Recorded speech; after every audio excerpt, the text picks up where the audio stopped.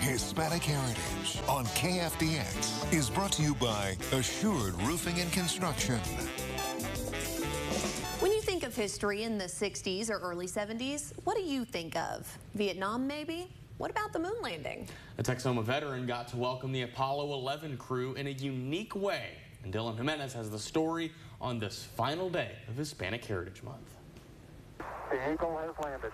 Roger, Tranquility. We copy you on the ground. It's 1969. Americans surround their TVs as the nation won the space race. It's upside down on our monitor, but we can make out a fair amount of detail. Neil Armstrong, Buzz Aldrin, and Michael Collins completing their Apollo 11 mission.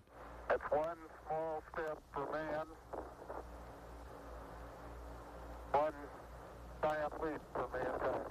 I thank God that I was part of a history. Hailing from Alice, Texas, Daniel Aguirre had a passion for music. He taught at Corpus Christi A&M before joining the Air Force. My band director in the 8th grade had just gotten released from the Army. He spent 2 years in the Army.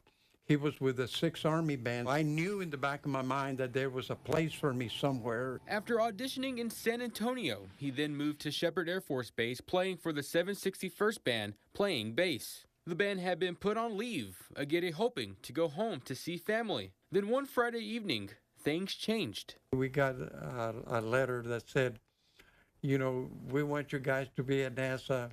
And I'll go like, oh no, there goes our plans. I want to be with my family, my wife. The Band of the Oil Belt welcoming the 3 Americans from their space exploration. I was 14, 15 feet from the capsule. Their parents, their wives and family were between me and them. Serenading the crowd and astronauts in quarantine facility. But history didn't sink in for Aguirre at the time. Now I appreciate it, and I think how lucky I was. I've heard news people, you know, say that was voted the most historical event of the century. Do you believe that?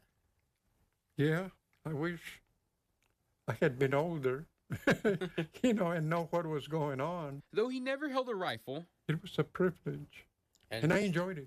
Notes on a music staff and a bass was his weapon to serve his country. Dylan Jimenez, KFDX 3 News. Now, he also had the privilege of playing for other astronauts, too, as well as medal recipients. He performed at funerals and so much more. The Mexican American Veterans Association did a full sit-down with him about his service. And if you want to check it out, we'll have a link to the podcast episode over on Texomashomepage.com.